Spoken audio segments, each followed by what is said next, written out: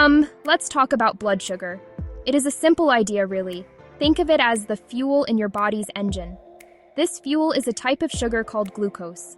It comes from the food we eat. Our blood carries it to all our cells to give them energy. When your blood sugar levels are balanced and steady, you feel great. You have consistent energy. Your mood is stable. Your body functions at its best. But when these levels swing too high or too low, you can feel it. Tired, irritable, shaky, just plain unwell. There is so much chatter about blood sugar these days. Social media influencers, grocery store labels.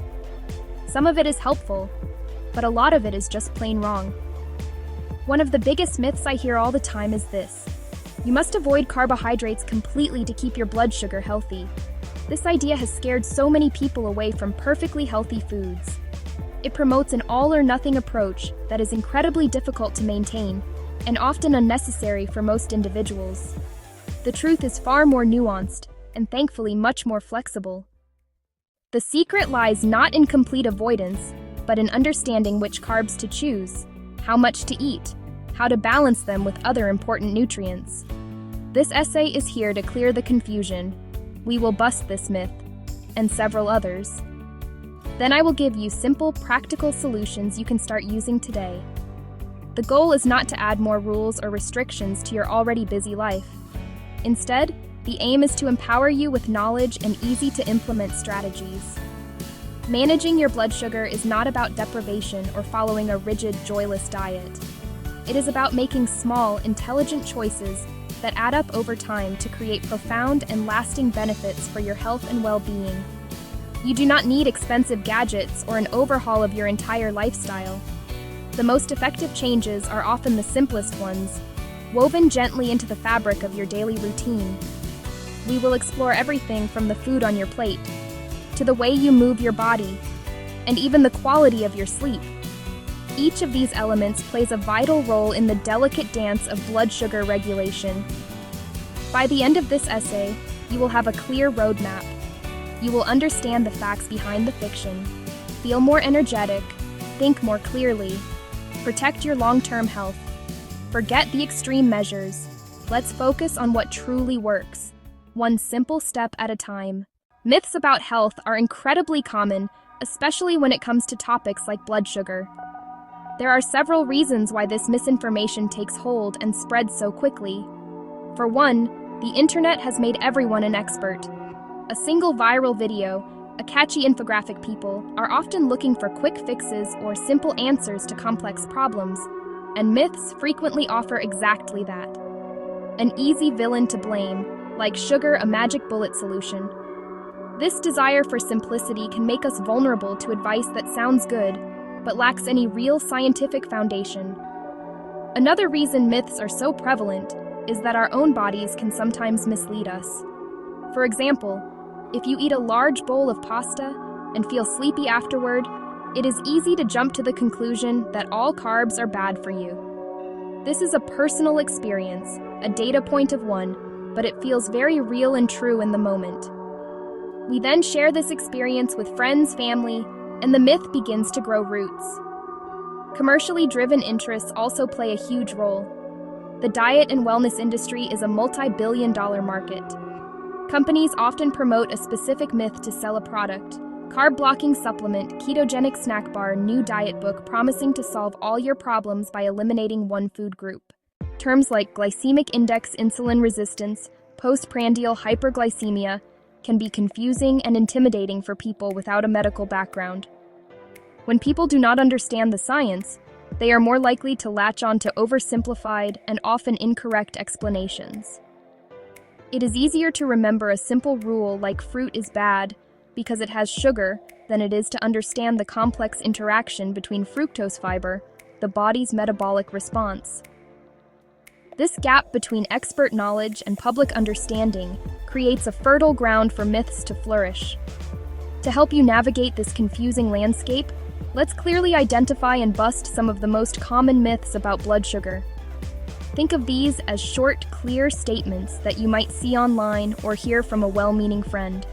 We will counter each one with a simple, evidence-based fact. This process of myth busting is the first and most important step toward taking back control of your health.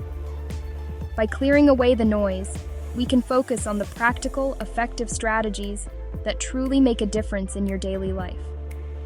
One of the most persistent myths is that sugar, and only sugar, is responsible for raising your blood sugar.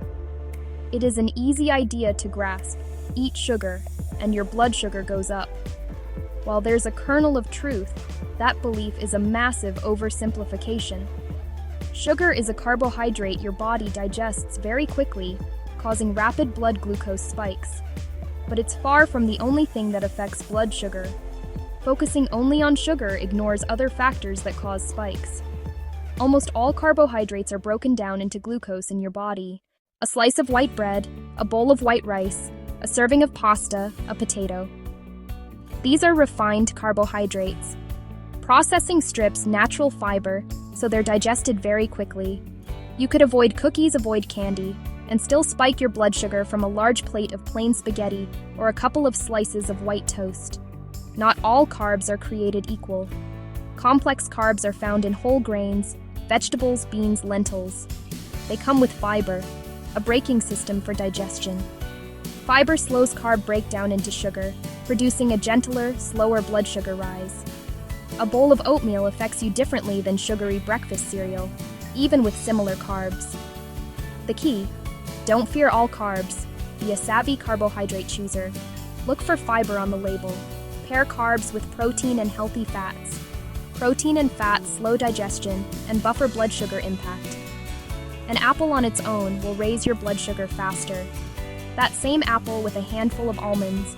That same apple with a spoonful of peanut butter. The fat and protein create a more stable, sustained energy release. The fear of sugar has led to another widespread and unfortunate myth that you should avoid all fruit because it is high in natural sugar. People worry that eating a banana or a handful of grapes will send their blood sugar soaring. This concern causes many to needlessly cut out one of nature's healthiest and most delicious food groups.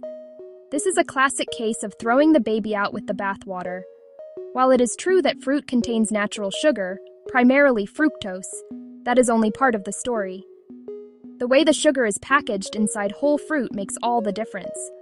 Whole fruit is an excellent food for most people and can fit a blood sugar-friendly diet. The sugar in fruit comes bundled with beneficial components. Fiber water. Fiber is a game changer for blood sugar control.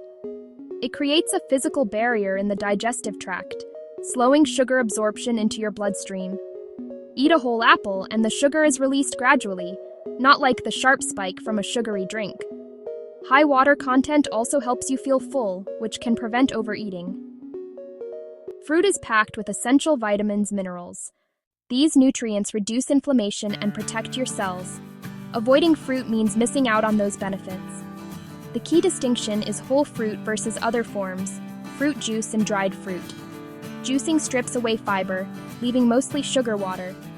A glass of orange juice spikes blood sugar much faster than eating a whole orange.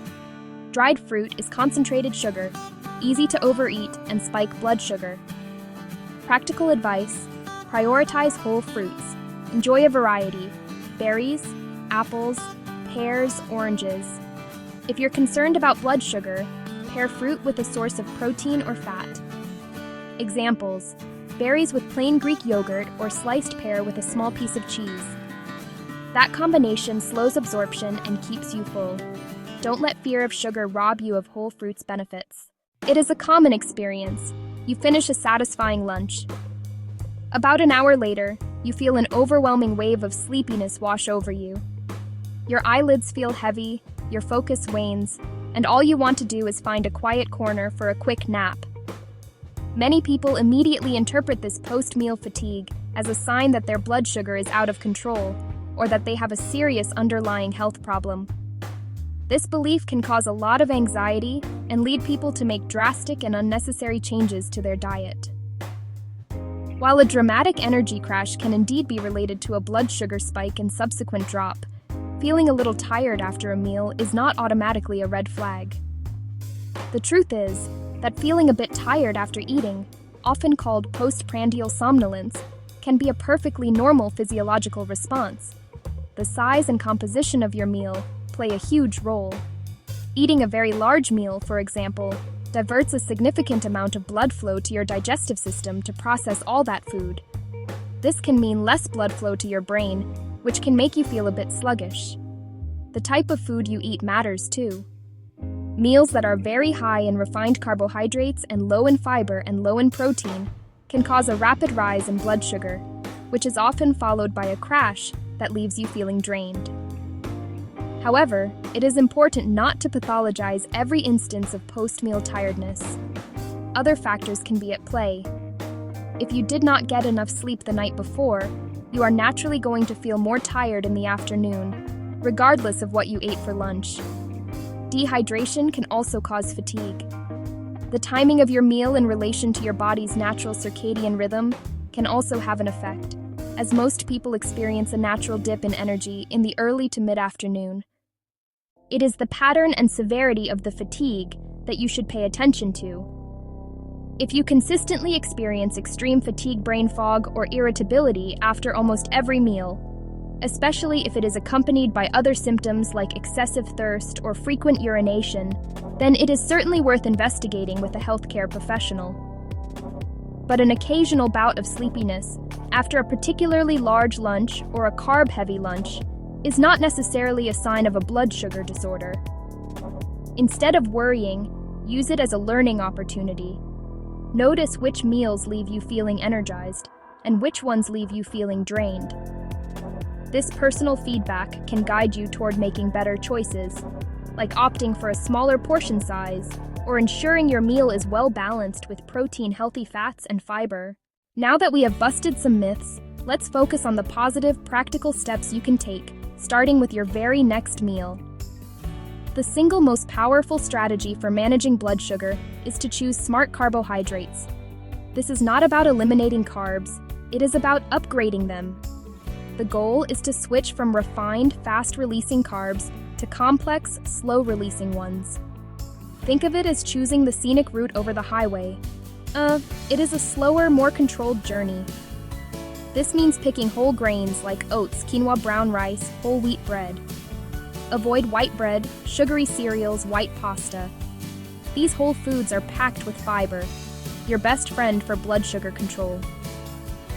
Fiber slows everything down, giving you steady energy instead of a quick rush and crash. An easy way to start is one simple swap. Toast? Try porridge made with whole oats. Sandwich on white bread? Try whole grain bread. Or a large salad with a small scoop of quinoa. Vegetables, especially non-starchy ones, like leafy greens, broccoli, peppers, are also fantastic sources of smart carbs and fiber. In addition to choosing the right type of carbs, portion size is absolutely critical. Even healthy foods can cause a blood sugar spike if you eat too much at once. Many of us have become accustomed to oversized portions, thanks to large dinner plates and restaurant servings. Use your hand as a measuring guide, a portable portion control tool you have with you at all times. Palm-sized protein, chicken, fish, beans, carbs the size of your clenched fist, potatoes, rice, fats the size of your thumb, oils, butternuts. This hand-based method helps you create a balanced plate without obsessive measuring. It naturally encourages you to prioritize protein and fill the rest with non-starchy vegetables. When you eat carbs, remember the pairing principle. Never let a carbohydrate go out alone. Invite protein and fat, apple alone versus apple with a spoonful of almond butter. Choosing smart carbs and watching your portions is the foundation of healthy blood sugar management. What you do after you eat can be just as important as what you eat. One of the most effective and immediate hacks for lowering your blood sugar is to simply move your body after a meal. You do not need to run a marathon or head to the gym for an intense workout. The science is clear that even a short, gentle walk can have a profound impact. When you walk, your muscles need energy. To get that energy, they pull glucose directly from your bloodstream, which naturally lowers your blood sugar levels. This is a powerful mechanism that works for everyone, regardless of their fitness level. Aim for a simple 10 to 15 minute walk after your biggest meal of the day. This could be a stroll around the block after dinner or a walk around your office building after lunch. If you work from a desk, even just standing up, stretching, or doing a few squats every hour can make a difference. The key is to break up long periods of sitting, especially after eating. Think of it as helping your body use the fuel you just gave it, rather than letting that fuel build up in your bloodstream. This simple habit is incredibly powerful and can lower the blood sugar spike from a meal by as much as 30%. Just as important as movement is rest. The quality and quantity of your sleep have a direct and significant effect on your blood sugar control. When you are sleep deprived, your body becomes more resistant to insulin. Insulin is the hormone that helps shuttle sugar out of your blood and into your cells. This means that after a night of poor sleep, your blood sugar levels will naturally be higher. Lack of sleep also messes with your hunger hormones, increasing levels of ghrelin, the I'm hungry hormone decreasing levels of leptin, the I'm full hormone. This is why you often crave sugary, high-carb foods when you are tired. To support healthy blood sugar, prioritize getting 7 to 9 hours of quality sleep most nights. Creating a relaxing bedtime routine can help signal to your body that it is time to wind down. This might include turning off screens, like your phone, tablet, and television, at least 30 minutes before bed. Try reading a book, taking a warm bath, or listening to calming music instead. Keeping your bedroom dark, cool, and quiet can also dramatically improve your sleep quality. Do not underestimate the power of a good night's rest. It is a cornerstone of metabolic health. Beyond diet and exercise, your mental state and body composition play a crucial role in blood sugar regulation. Chronic stress can wreak havoc on blood sugar. When you're stressed, your body releases hormones. Cortisol, adrenaline. They're part of the fight-or-flight response. One job: raise blood sugar by telling the liver to release stored glucose. Useful if escaping danger. But today, chronic stress from work, finances, relationships can keep blood sugar persistently high. Simple, sustainable stress management is a key blood sugar hack. You don't need to eliminate all stress. Build small moments of calm into your day. Take 5 deep, slow breaths when overwhelmed. A short 5-minute walk outside. Listen to a favorite song. Practice a few minutes of mindfulness or meditation. These small acts can lower cortisol. Over time, they improve insulin sensitivity and blood sugar control. Maintain a healthy weight, especially around your midsection. Excess visceral fat around organs produces inflammatory substances. Those substances make cells more resistant to insulin. You don't need dramatic weight loss to benefit.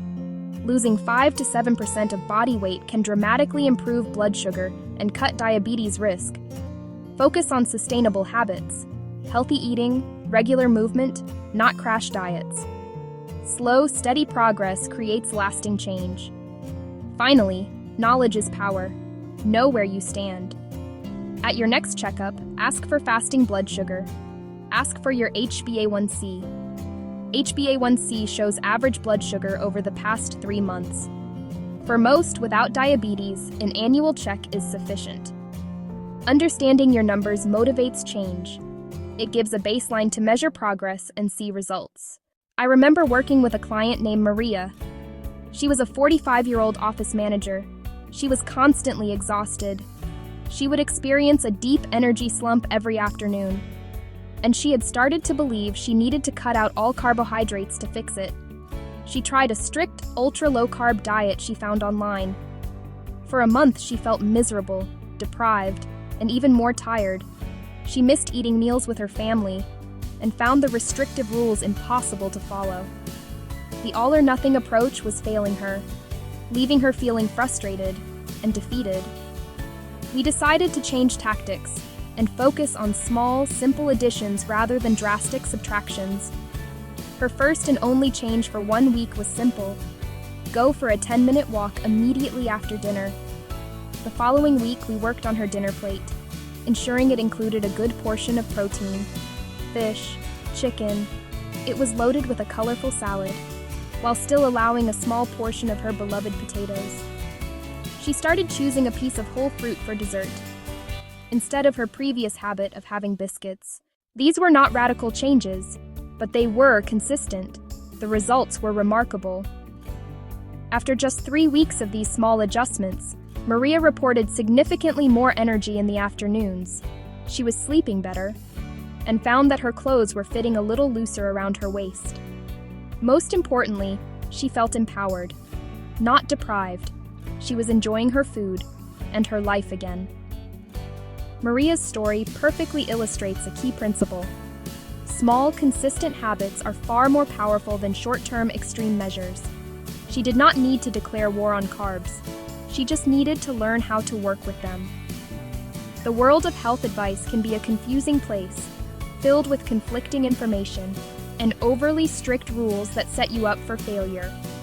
When it comes to blood sugar, you do not need to live a life of deprivation. The key is to focus on simple steps, steady steps, sustainable steps. Choose one single idea from this essay that resonates with you. Just one. Perhaps it is swapping your soda for water, adding an extra serving of vegetables to your lunch. Commit to that one small change for the next week. Notice how it makes you feel. Small wins build momentum and create habits that protect your health for a lifetime. Take the first step toward better energy and long-term health today.